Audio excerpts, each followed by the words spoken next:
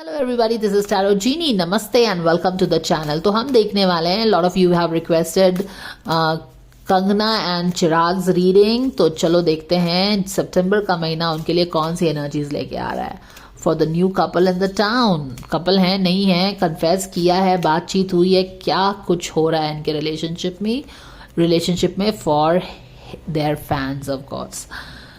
चलो देखते हैं कैसी एनर्जी यूनिवर्स उनके तरफ भेज रहा है भाई, क्या कुछ होना है। Dear angels, thank you so much for the guidance and blessings coming for Kangna and Chirag for their relationship for the month of September. कैसी एनर्जीज आने वाली हैं भाई। Rejuvenating rain, clear the past, heal the present। वो बारिश हो रही है, कुछ तो बारिश होगी और बारिश में क्या होगा, पहले के जो पास्ट जो है वो क्लियर होगा एंड हीलिंग होगी। तो इस तरह की एनर्जी बनी पड़ी है। और उसके बाद क्या होगा, जब देखो बहुत सुंदर सी बात है, जब भी कोई मैनिफेस्टेशन होता है, even when we do the white wash, जब हम घर में ही पेंट एंड पुचारा कराते हैं, तो पहले हमको जो पुरानी परतें हैं ना उसको रगड़ रगड़ के हटाना पड़ता है। तो क्लियर द पास्ट, फिर उसको पट्टी वट्टी करनी पड़ती है ना, उसको ठीक करना पड़ता है, जहाँ पे भी रगड़ रगड़ के कुछ गड्ढा वड्ढा हो गया है उसको पट्टी करनी पड़ती है, उसके बाद उसके ऊपर पेंट लगता है। तो वही चीज़ होने वाली है, रिजुविनेटिंग रेन आएगा जो कि क्लियर करेगा पास्ट के पेन है, क्या है जो भी है, हील करेगा प्रेजेंट को ये वाला महीना। एंड देन फाइनली क्या होगा, जब ये दोनों काम होंगे तब आएगा rainbow blessings. Blessings are showering in your life. तो पहले का दो काम हमको पहले करना है। हीलिंग हमेशा याद रखिए इंपॉर्टेंट होती है बिफोर वी कैन मैनिफेस्ट। जब तक हम अपनी वुंड्स को हील करके रिलीज नहीं करेंगे और जगह क्रिएट नहीं करेंगे, स्पेस क्रिएट नहीं करेंगे, तो जो चीज़ मैनिफेस्ट करना चाहते हैं वो आके बैठेगी कहाँ पे। उसके लिए जगह भी तो क्रिएट करना पड़ता है ना प्यारे दोस्तों। तो जगह कैसे क्रिएट होता है, जब हम पुरानी चीज़ों को जाने देते हैं, चाहे वो क्योंकि everything occupies space energetically guys. Everything is energy at the end of the road. तो वो समझने की बात है। तो पहले ये करो फिर ये होगा, क्योंकि ये this is at the back of the deck, this is something is waiting in the wings, first this is going to happen. चलो ठीक है, ये मोटा मोटा हम समझ लिए हैं आई होप। और क्या कुछ होने की संभावना है देख लेते हैं यहां से।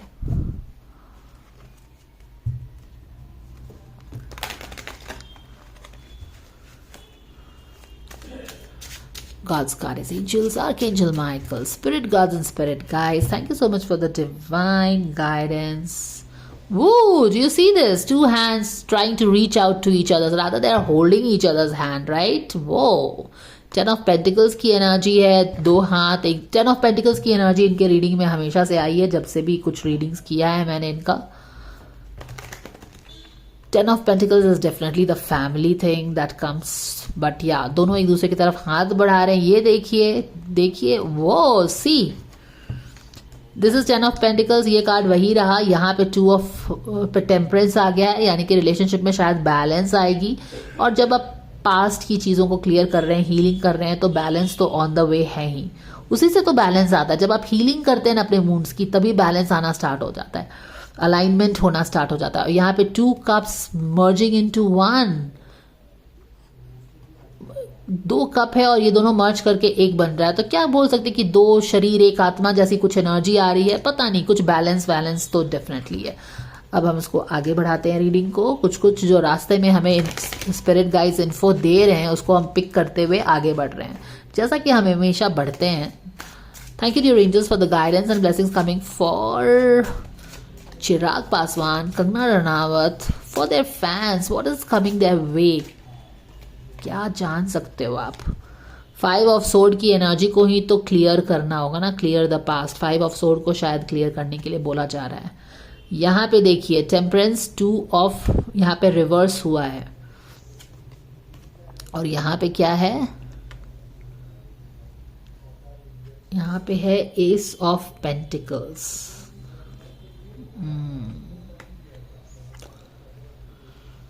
यहाँ पे क्या है, बैक ऑफ द डेक में चेक कर लेते हैं। इंटरेस्टिंगली इनफ यहाँ पे जो दूसरा कार्ड हमारा रखा हुआ है, यहाँ पे टेम्परेंस वाला ही कार्ड है। टेम्परेंस इनकी रीडिंग में अभी तक 2 बार शो ऑफ हो गया है, एक बार शफल करते वक्त और यहाँ पे आके बैठ भी गया है। एनीवेज इसको हम ऐसे रख देते हैं। बैक ऑफ द डेक में check, oh my goodness, see the synchronicity, फिर से वही वाला कार्ड है the back of the deck. यानी कि ये जो एनर्जी है ना, ये तो डेफिनेटली यहाँ पे कुछ हो रहा है। क्या कुछ हो नहीं, क्या कुछ आप समझ सकते हो? I think they are reaching out to each other. ऐसा नहीं है कि बिल्कुल ऐसे हो गए हैं, but yes slowly and suddenly they are एक दूसरे की तरफ हाथ बढ़ा रहे हैं। समझ में आया? यही चीज चल रहा है, क्योंकि ये 3 बार ये वाला कार्ड कंसिस्टेंटली आया है। 2 बार शफल करते वक्त इसने अपनी पोजीशन को मेंटेन किया और finally back of the deck में भी जाके सेटल कर गया है। यानी कि this is the energy you can make out, reaching out. मुझे लग रहा है कि quite possibly the guy is reaching out like this, या यहाँ पे लड़की है पेज ऑफ वॉन्ड्स में। ठीक है, रीच आउट हो रहा है। यहाँ पे 5 ऑफ सोर्ड के साथ कुछ हमारा पास्ट भी है। 5 ऑफ सोर्ड के साथ तो पास्ट में देखो, 5 ऑफ सोर्ड में इनके रिलेशनशिप में लगता है कुछ लोग इनको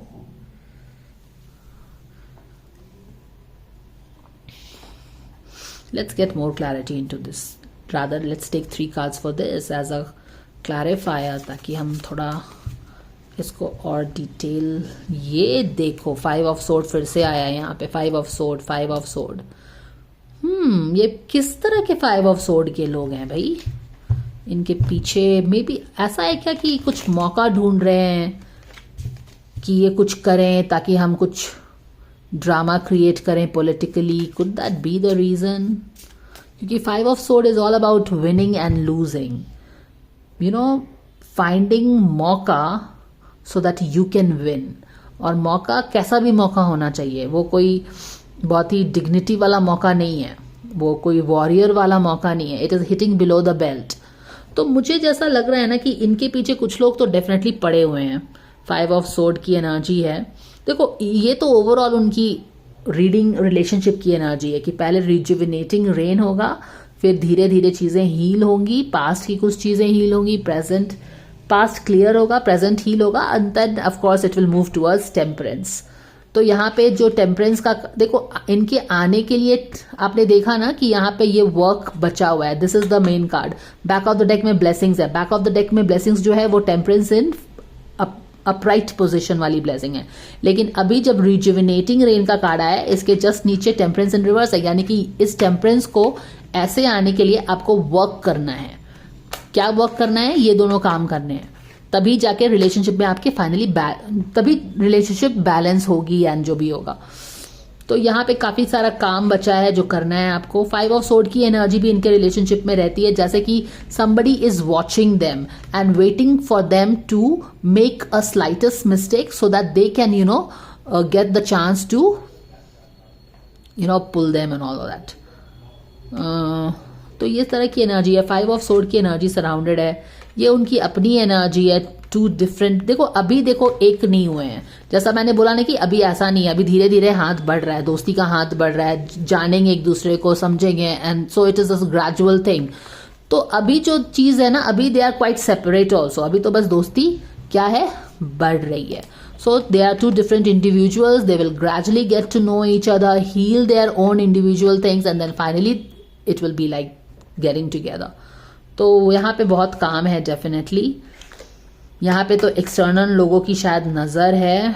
और यहाँ पे एस ऑफ पेंटिकल्स में क्या है? S of pentacles is again something starting in the 3D, लेकिन ये तब तक स्टार्ट नहीं होगा जब तक कि आप यहाँ पे अपने काम नहीं करोगे, है ना। जैसे कि यहाँ पे आया ही है ना, ये कार्ड आया ही है, rejuvenating rain, clear the past, heal the present. जब आप क्लियर द पास्ट करेंगे, हील द प्रेजेंट करेंगे, तब ये चीजें अपराइट होंगी, बैलेंस होंगी रिलेशनशिप में, इनके नर्चर आएगा, तभी एक दूसरे से मिक्स एंड मैच हो पाएंगे। क्योंकि अपने डिफरेंसेस भी होंगे, फैमिली की डिफरेंसेस होगी या कुछ भी हो सकता है, तभी जाके इनका एक नया रास्ता खुलेगा, right. S of pentacles 3D में उनका अपना एक रास्ता बनेगा, एक स्टार्टिंग होगी, पर अभी तो दोस्ती हो रही है। क्लैरिफायर्स निकाल के देखते हैं कुछ मिलता है क्या हमें। यस, 2 ऑफ सोर्ड है। Wow, wish fulfilment, and the queen of sword आई है। बैक ऑफ द डेक में अगेन द 10 ऑफ पेंटिकल्स। इसके भी यहाँ पे देखिए दोनों ही 10 ऑफ पेंटिकल्स का कार्ड है। जैसा मैंने आपको बोला भी कि इनकी पहले की भी रीडिंग की हो तो 10 ऑफ पेंटिकल्स की एनर्जी आई हुई है। तो इसका क्या मतलब है, 10 ऑफ पेंटिकल्स 10 ऑफ पेंटिकल्स दोनों के मन में बोल सकते हैं, या फिर एटलीस्ट एक इंसान के तो मन में काफी ज्यादा फैमिली को लेके कुछ चिंता बनी हुई है, या चिंता बनी नहीं है, चिंता आप चिंता बोल सकते हो, या फिर एक फैमिली, जैसे कि बोल सकते हैं कि एक इंसान अपने फैमिली के बारे में भी कंसर्न्ड है कि अगर ये रिश्ता होता है तो क्या फैमिली एक्सेप्ट करेगी, या फैमिली को लेके कुछ चिंता तो नहीं बोलूंगी बट हाँ कुछ एक है कि, या and it's like very natural right. आप भी किसी को पसंद करते हैं तो आपके भी दिमाग में होगा कि क्या मेरी फैमिली इस बंदी को एक्सेप्ट करेगी नहीं करेगी। तो एक किसी इंसान के दिमाग में शायद ये बात ज्यादा है क्योंकि बार बार ये 10 ऑफ पेंटिकल्स शो अप होता है। बट हाँ यहाँ पे दोस्ती तो डेफिनेटली बढ़ रही है। और यहाँ पे भी देखिए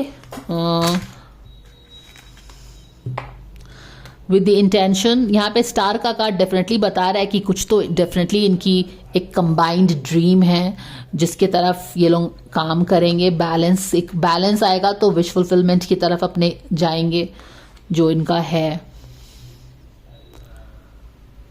और यहाँ पे 2 ऑफ सोर्ड के साथ कुछ कंफ्यूजन है, डिसीजन मेकिंग है। 5 ऑफ सोर्ड के लोग को शायद ये देख नहीं पा रहे हैं, जो कि इनके मुझे लग रहा है ना 5 ऑफ सोर्ड के साथ they are being watched by some people, है ना। क्योंकि अगर ये देखो ये बंदा जो भी है इंसान, ये बटरफ्लाई को इस जार में बंद किया हुआ है, तो maybe some people are keeping a eye on them for some reason कि वो कुछ गलती करें और उनको मौका मिले, something like that. Excuse me. और शायद इनको पता नहीं है कि ये कौन उन पे नजर रखा है एंड ऑल दैट। और यहाँ पे queen of pentacle, queen of sword है।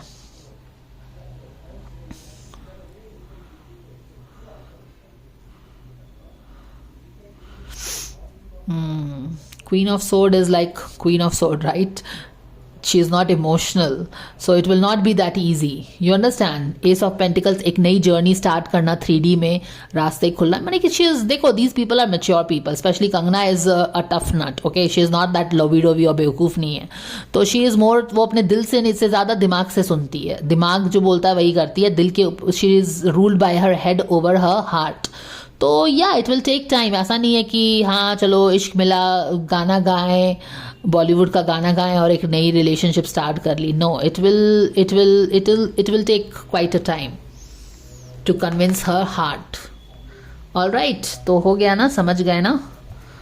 ऑल राइट, तो अभी देखते हैं कंगना के लिए एक मैसेज फॉर द गाय।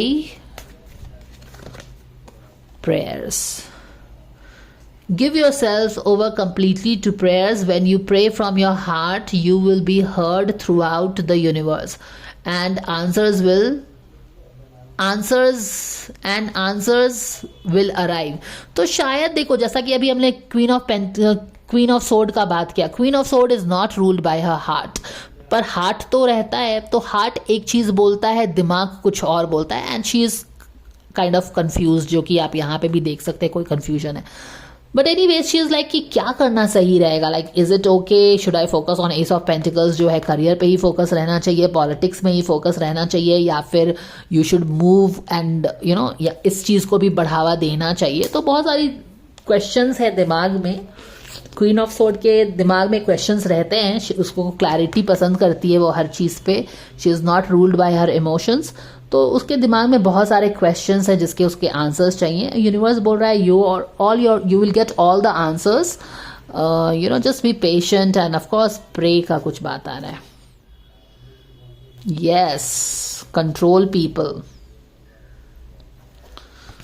तो queen of sword controls, right, she takes her own decisions, उसे लगता है कि कहीं ना कहीं वही सही है, उसके पास दिमाग है, दिमाग से काम लेती है। तो शी इज बीइंग, मुझे लग रहा है कि as a queen of sword she is not very open kind of, माने उसके गार्ड्स हैं, हालांकि इमोशंस तो डेफिनेटली है बट उसके गार्ड्स भी हैं। वो कोई बहुत सोच समझ के ही कुछ करेगी, that kind of a thing. What is the guidance coming for Chirag Paswan for Kangana. Surrender your need to be right always. चिराग को लगता है कि वही हमेशा सही है. एग्जैक्टली उसको ऐसा नहीं देखो एंड वो उसको क्यों शायद क्योंकि क्वीन ऑफ सोर्ड थोड़ी कोल्ड भी होती है. Okay because she wants to take decisions with her heart. क्योंकि पास्ट भी है उसे भी क्लियर करना है. बोलते हैं कि दूध का जला छाछ भी फूक फूक के पीता है. पर शायद चिराग ये बात को समझ नहीं पा रहा है. उसे लगता है कि ऐसा भी क्या क्वीन ऑफ सोर्ड बने रहना, इतना भी क्या थोड़ा सा बने कि you understand, you getting what I mean right. तो वो कुछ डिफरेंट ढंग से समझ रहा है. उसे लगता है कि वही सही है शायद.